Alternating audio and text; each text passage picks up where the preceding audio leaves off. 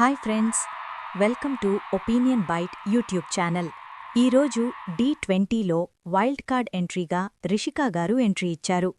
రిషికా గారు D14 runner-up. Rishika గారికి కొరియోగ్రాఫర్గా Sunil master వచ్చారు.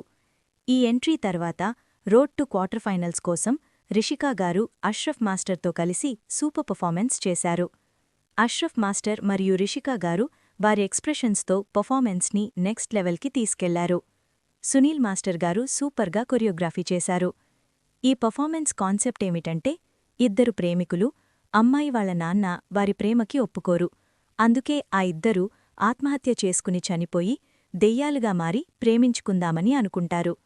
ఆ తర్వాత ఏం జరిగింది అన్న కాన్సెప్ట్తో ఈ పర్ఫార్మెన్స్ చేశారు. ఎండింగ్ డిఫరెంట్గా పెట్టారు. ఎండింగ్లో అమ్మాయి వాళ్ల నాన్న కూడా చనిపోయి దెయ్యంగా మారి ఆ ప్రేమికులను విడగొడతాడు. జడ్జెస్ కూడా ఈ పర్ఫార్మెన్స్ మరియు కొరియోగ్రఫీ చాలా బాగున్నాయని అన్నారు. ఇది ఫ్రెండ్స్, ఈరోజు D20లో వైల్డ్ కార్డ్ ఎంట్రీ మరియు రిషికా గారి పర్ఫార్మెన్స్. ఈ వైల్డ్ కార్డ్ మరియు రిషికా గారి పర్ఫార్మెన్స్ మీకెలా అనిపించింది? Road to quarter finals power Rishika గారు గెలుచుకుంటారా? మీ ఒపీనియన్స్ కమెంట్స్లో చెప్పండి.